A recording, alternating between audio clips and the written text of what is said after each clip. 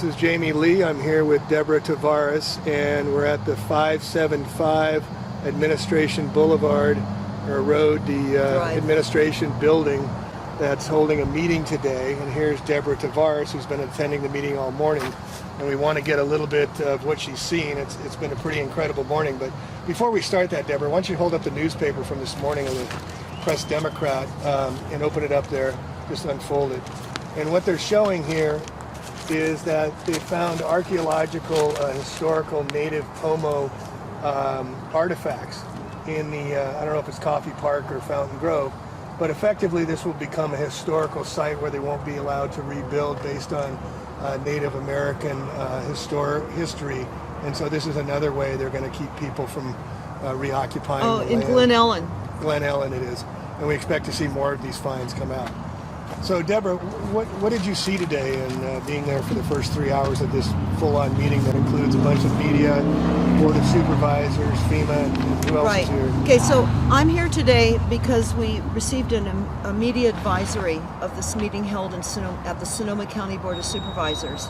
And it says they invite community members to attend and provide input to guide post-fire recovery efforts at a workshop on infrastructure today, Tuesday, February the 27th, 2018. And there will be other local, state, and federal officials will be taking part as well.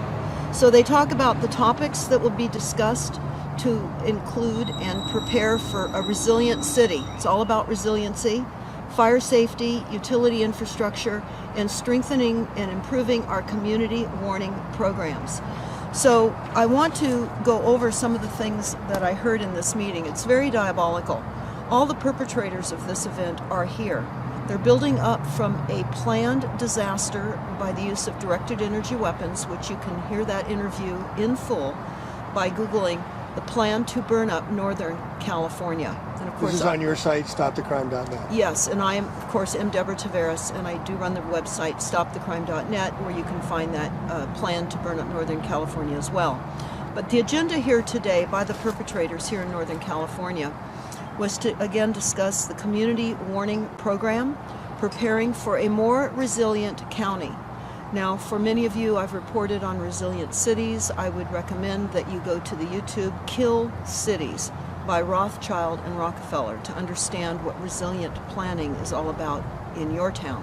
This is happening here in Sonoma County, but is an extension of UN Agenda 21 policies and all the policies in your cities to reduce greenhouse gas emissions. And they're talking about fire safety, utility infrastructure, impact on fire infrastructure, and a discussion. Now, I was able to speak for 2.5 minutes in the first session today, and I told them their first early warning sign was from the emails that Pacific Gas and Electric and PG&E sent 3 years ago, and that it had been out on the internet, and they didn't attend to this.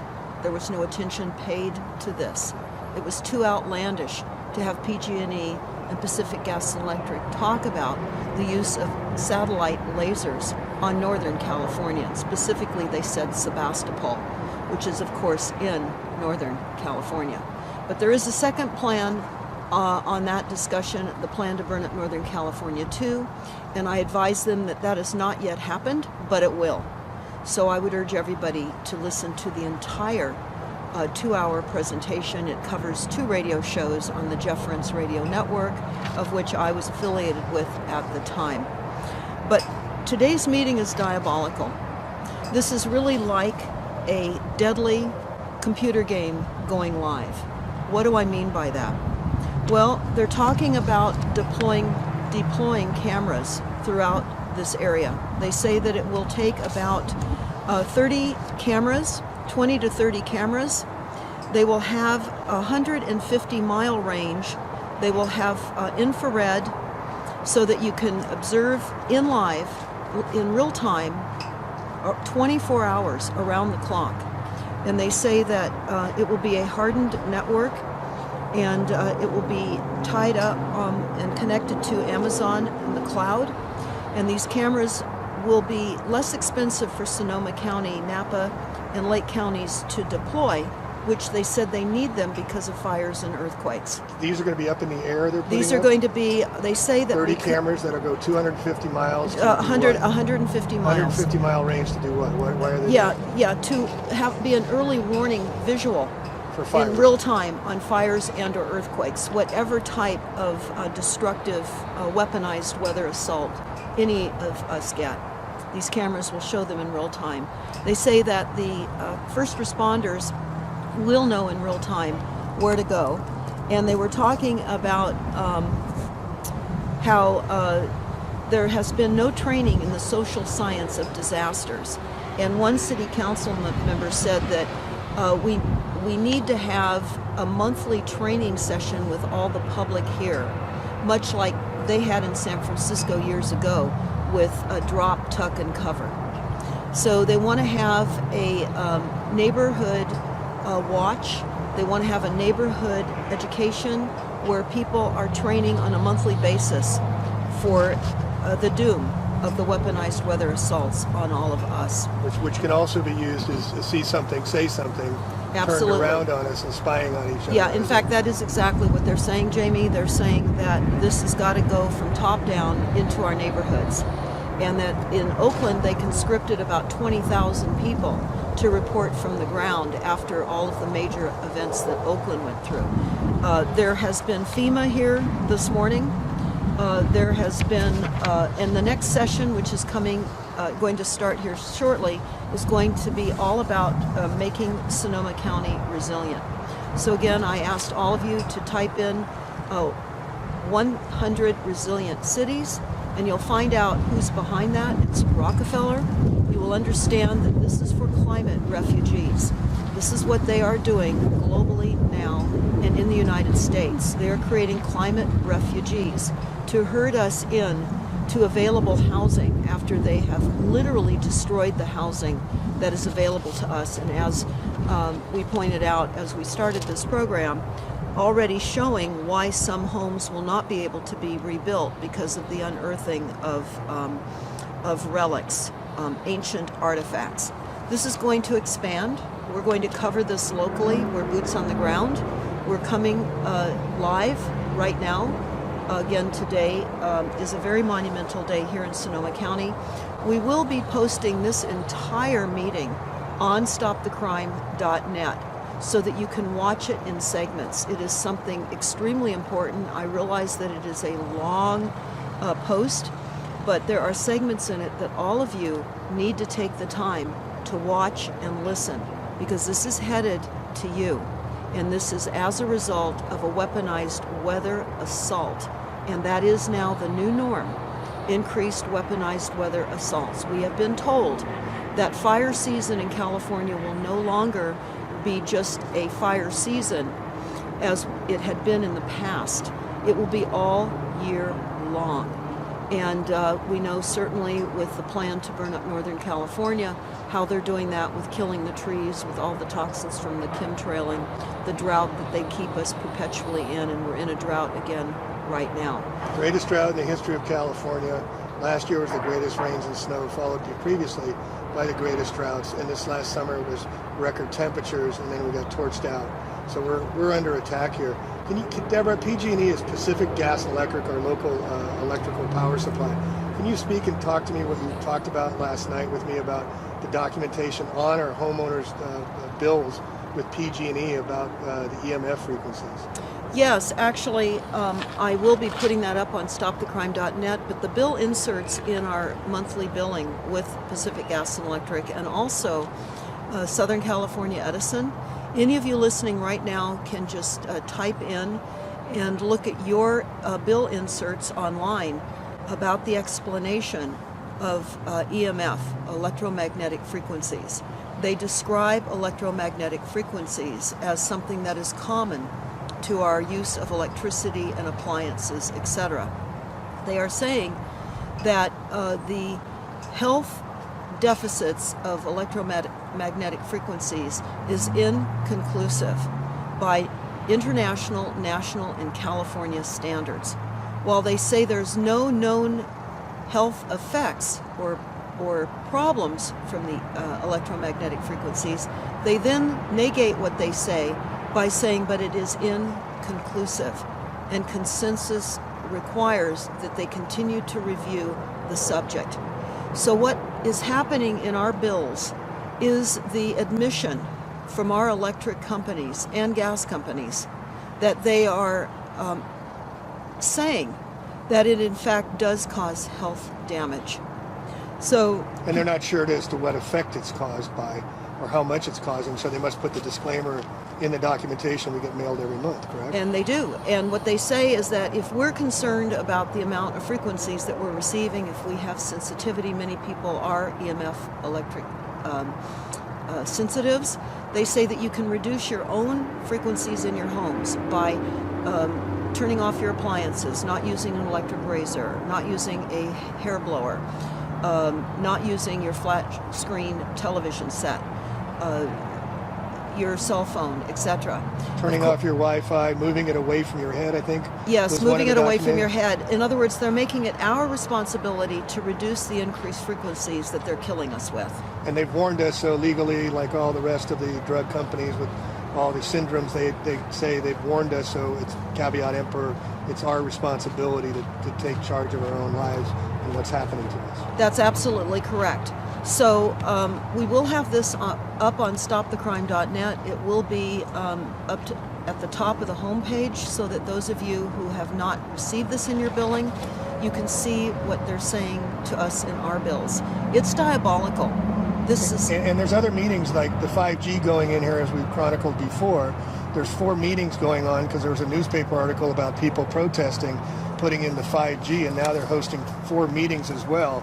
These are happening one on top of the other very, very, very quickly, as people are not allowed to move back in their homes yet, and there's benzene in the soil, so some of the escrows are being canceled as potential buyers and vulture capitalists are moving in. Well, Jamie, what is also very horrific is that at a water meeting that we attended just last week, they said that because of the 324 homes in a specific area in Fountain Grove, which is just above the Hilton Hotel that burned here in October of 2017 during the U.S.'s history most costly fire, and we're still with body counts now. We still don't know how many people were killed and or murdered as a result of this fire. But what they're saying about these 224 homes, of which there were only a few homes left standing, the water started to taste bad and smell bad, and so those few occupants that were still able to live in homes that were there reported it. The county has had lab tests. They found benzene in the water. They started taking water bottles up to these people, and of course that doesn't minimize their showers, their sinks, their laundry. They were also told not to water their landscaping because the benzene, which is of course cancer causing and other kinds of ailments before you die of cancer, they said don't water your plants because it will seep down into the groundwater table. So there's still people living up in Fountain Grove, which we now call Fountain Grave, drinking and being exposed to benzene.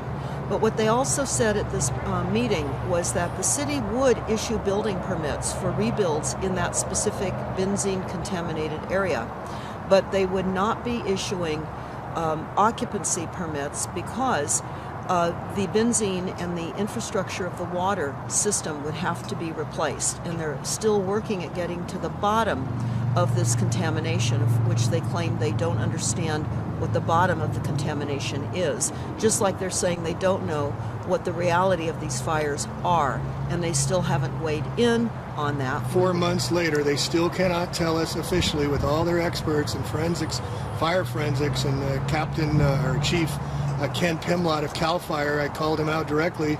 Shame on him for not being able to even give us an idea of how over 60 fires started in the middle of the night and started out of nowhere when no storms were forecast.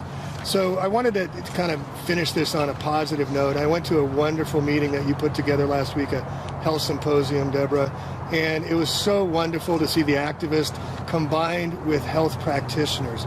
We had holistic people, we had crystal people, we had holistic herbal medicines, we had salad masters, a wonderful gal doing cooking classes, which we're going to do ourselves on using non-toxic cookware, which I didn't know anything about, and that was very educational. But it was a wonderful way to bring communities together. And we talk a lot about dark and doom and gloom, but there are solutions of what we can do. And I saw that last week and got very encouraged and very empowered to see. We talked about activism and what was going on, but we had a solution based of how you can use zeolite, you can use tourmaline, you can use shungite. I just went down after the talk and got some shungite for my son and for myself, and crystals for energy healing as well. And preventing the assaults of electromagnetic frequencies on our homes and to our bodies. Crystals are extremely important. We'll be talking more about that as we move through more solutions coming soon, and specifically telling all of you where you can get crystals, because we've made contact with an international exporter of crystals who has opportunity to go into South America to the crystal mines, and he's extremely well known, and he's boxing up crystals and telling people how to position them in their homes and around their property, which does reduce the psychotronic weapon assaults onto our properties. He explained how crystals were our advantage in World War II as quartz in radios. Yeah. And that was very, very interesting. And of course, many people are unaware of the importance of crystals. So we really want to underscore the importance of crystals as we find our environment being further layered with frequencies that are happening. What we're also noticing is that the Verizon assault with putting in these additional frequencies throughout our communities is happening throughout the county. In fact, you will find that generally these types of agendas start going through the country. When we first discovered the deployment of the smart meters, it was not just here in Northern California or Southern California. We just happened to notice it when it was already 75% deployed upon us with smart meters. So what you need to do is you need to look and find out what your city is doing with engaging your utility companies or your wireless companies to deploy streetlights, to deploy additional additives to all of your existing infrastructure to prevent dropped cell calls. That's how they'll promote this. And faster downloads of your videos, blah, blah, blah. Yes, yeah. And of course, the frequencies are what is going to absolutely destroy our cellular makeup and cause massive genocide. We also have on StopTheCrime.net a new document. It's entitled Population Engineering and climate action. It's at the top of the website. I would recommend that you all download this and understand how the PSYOPs is being played out. But as Jamie pointed out, it's important to link together with solutions, and that's what we're trying to do here in between reporting during these horrific meetings that we attend. So really want to encourage everyone that's listening right now, we have to engage. We must engage. We can no longer sit quiet, and we need to go forward with the love and hope for humanity, because that's where it is right now. We need to do all we can in creating awareness. That is our legacy. That is what we are here now for and what we are here now to do.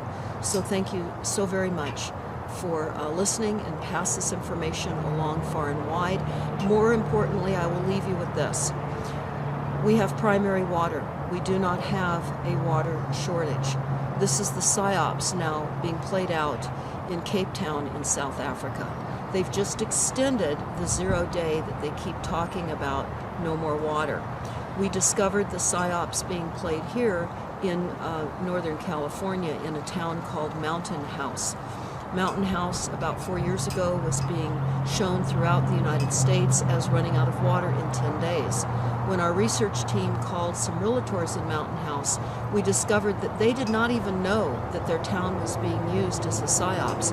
So as we looked into it, we found that Mountain House was purchased by Sun Trust in the mid-90s. We researched Sun Trust, which was Rothschild. Mountain House was built as a UN Agenda 21 smart city, fully self-contained. It runs by CCNRs. It has a very peculiar city setup, and the financing for buying homes is through the USDA. And this was just really literally a town set up to create a PSYOPs on limited water resources. They got busted. So you need to understand we don't have a water shortage. When you hear water shortages being discussed, you need to go out and get the information out about primary water. So give me the elevator pitch on primary water. We did drill down 300 feet and we got all the water we want. Is that? Well, no, actually it surfaces. Primary water explained is a YouTube. Again, primary water explained will tell you about the depths of water. It always surfaces. It's the process of hydrogen and oxygen. When that merges together, that creates vapor. It must surface as a water form. And it does here in California and where you live as well, in hot and cold springs. Also geysers that spray up out of the ground endlessly, where oases appear in deserts, sometimes where it very seldom, if ever, rains. Also at the very top of these volcanic mountain peaks in Hawaii, where you see these beautiful cascading waterfalls continuing to flow endlessly. This is primary water. And they blew up the primary water amazing eighth wonder of the world called the Great Man-Made River Project that Muammar Gaddafi created for his people in Libya. That was blown off the map. You can type in the Great Man-Made Water Project and you can watch it being built in Libya. It was an amazing feat. And the Libyan people were given 75% of their water for free. Now keep in mind, this is pure, clean drinking water. We've only been taught about the secondary water cycle, which is rain and snowmelt. Rain and snowmelt is actually the process of the evaporation of primary water.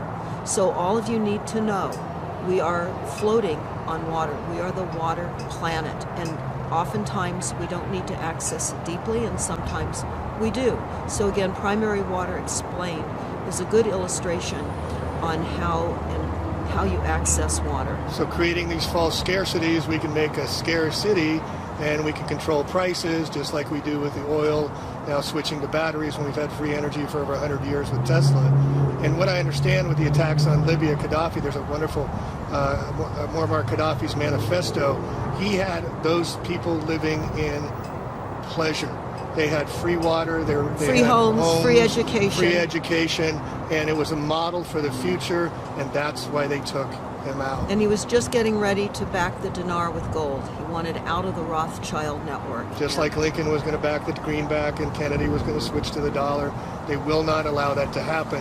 And to segue into Bitcoin, they're allowing that to happen, so they want it to happen.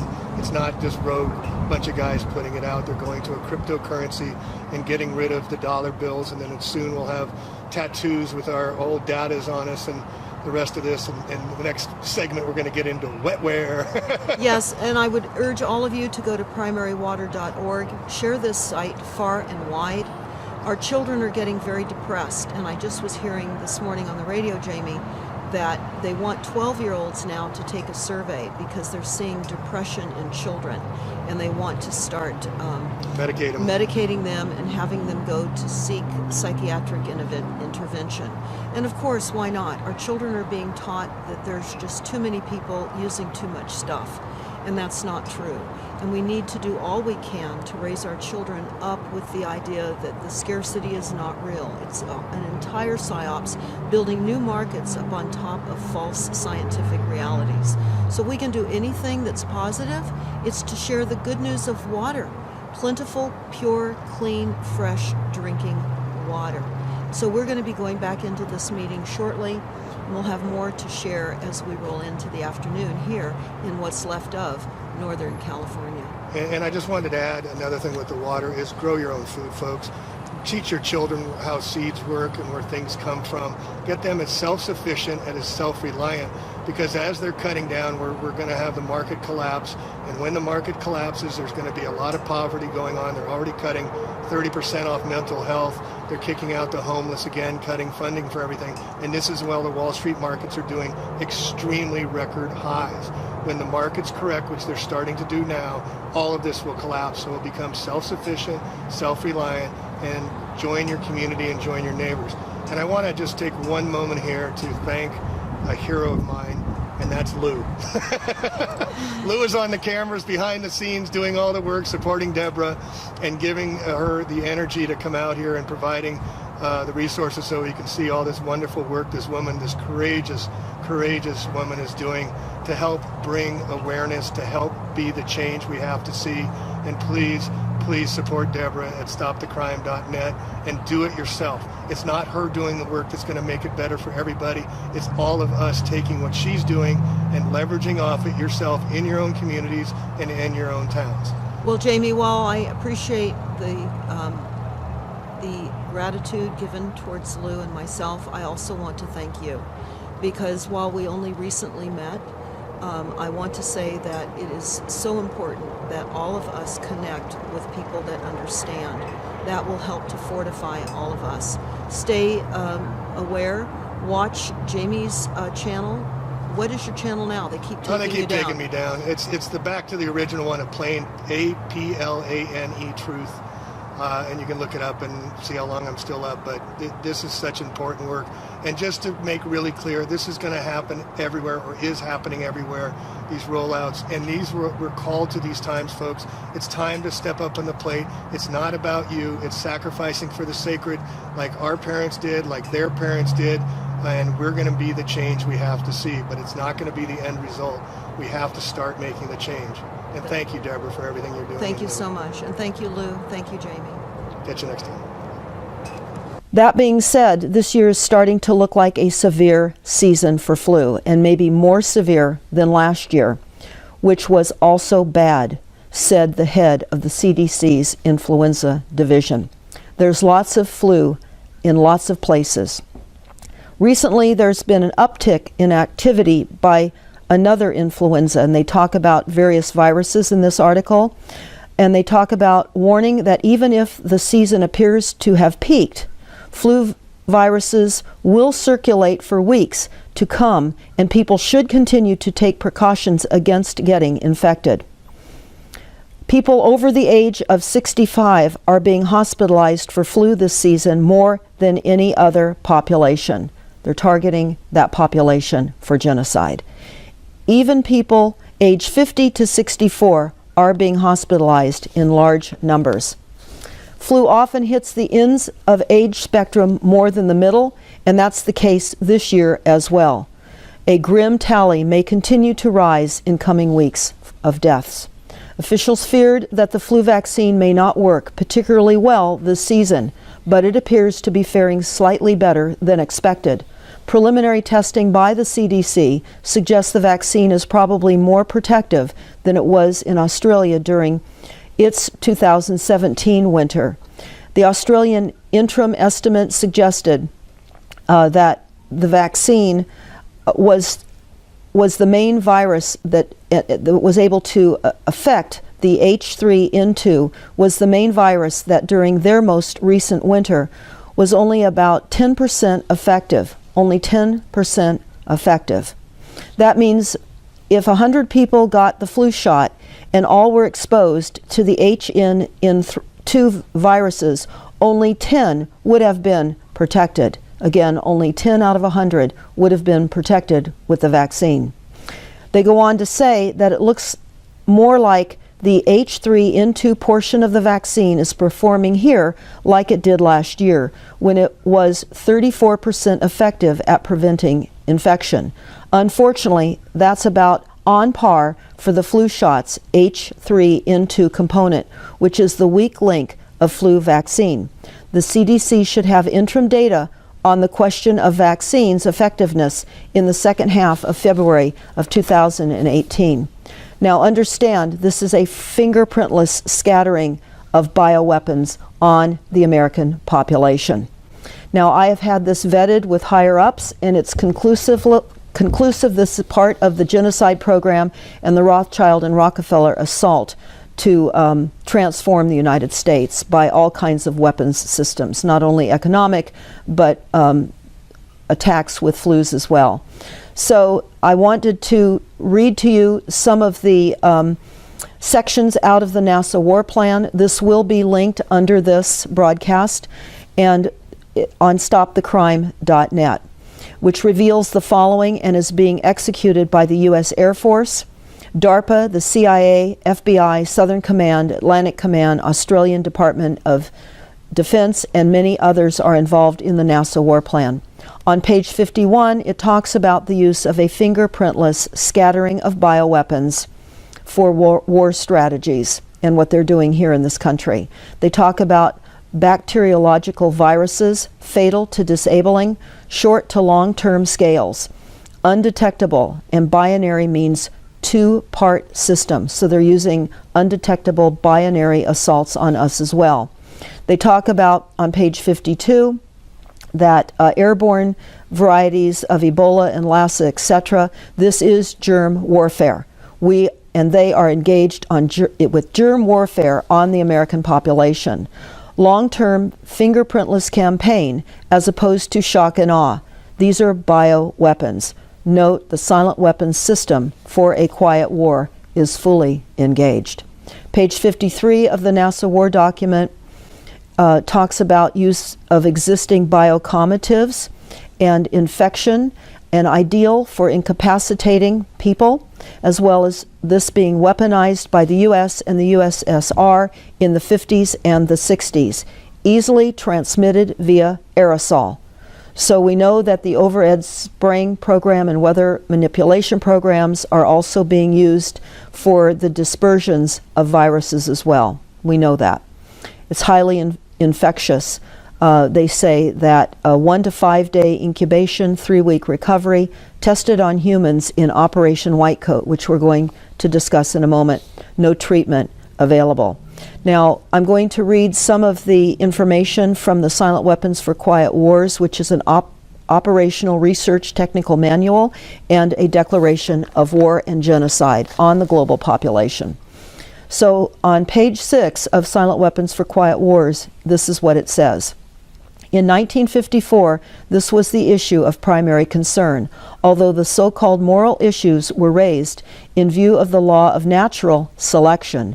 It was agreed that a nation or world of people who will not use their intelligence are no better than an animal, so that does not have intelligence. Such people are beasts of burden and stakes on the table by choice and consent. On page 7 of the Silent Weapons System, it says, in interest of the future world order, peace and tranquility, it was decided to privately wage a quiet war against the American public with an ultimate objective of permanently shifting the natural and social energy or the wealth of the undisciplined and irresponsible many into the hands of the self-disciplined, responsible, worthy few. In order to implement this objective, it was necessary to create, secure, and apply new weapons, which, as it turned out, was a class of weapons so subtle and sophisticated in their principle of operation and public appearance as to earn for themselves the name of silent weapons. The public cannot comprehend this weapon, and therefore cannot believe that they are being attacked and subdued by a weapon. We are all being attacked and subdued by these weapons. The public might instinctively feel that something is wrong, but that is because of the technical nature of the silent weapon. They cannot express their feelings in a rational way or handle the problem with intelligence. Therefore, they do not know how to cry for help and do not know how to associate with others to defend themselves against this weapon. When a silent weapon is applied gradually, the public adjusts and adapts to its presence and learns to tolerate its encroachment on their lives until the pressure, psychological and economic, become too great and they crack up. Therefore, the silent weapons system is a type of biological warfare. It attacks the vitality, options, and mobility of the individuals of a society by knowing, understanding, manipulating, and attacking their sources of natural and social energy and their physical, mental, and emotional strengths and weaknesses. Now, the NASA war plan discussed Operation Whitecoat, and I'm going to go over that a bit here in this horrific announcement that I'm making. And I will discuss this further on upcoming radio shows. But this is a consent statement of some of the military that participated in Operation Whitecoat. And this is actually their consent statement as given to them that they had to sign. And this one was signed back in June 29th of 1955. It says it's confidential. This will be under the links of this broadcast. A program of investigation sponsored by the United States Army aimed towards determining the amount of a disease agent necessary to produce illness in men has been explained to me. Again, this is a consent that one of these participants had to sign. They go on to say that they understand that the only way in which this essential information can be obtained is by the exposure of volunteers to known amounts of the agent. I understand that such volunteers may become ill and that the program is not without hazard. I further understand that the agent to be studied is a virus which is the cause of Q fever. I understand that the organisms causing the disease will be suspended in air. Suspended in air. I'm reading that again. And that by breathing this air, I will expose myself to infection with this disease agent by breathing the air. This is an aerosol dispersion that the United States has been under. I understand that within 3 to 21 days after the exposure, I may become ill, and that the expected symptoms are fever, headache, and general aching. I understand that the course of the disease may be from 1 to 3 weeks. I understand the decision as to appropriate treatment will be made by the attending physicians. I understand that such treatments, if employed, may have to be given in 2 or more phases. I further understand that I will be restricted to a single area for the period of this study, probably 4 to 6 weeks. I understand that various diagnostic procedures will be required. There has been no exercise of force, fraud, deceit, duress, overreaching, or other forms of constraint or coercion in order to obtain this consent from me. Of my own free will, and after consideration for a period of more than 4 weeks, I affix my signature herein, indicating my willingness as a soldier to serve voluntarily as a subject for these studies, with the understanding that I will not be required to participate in studies which, in themselves, are contrary to my religious beliefs.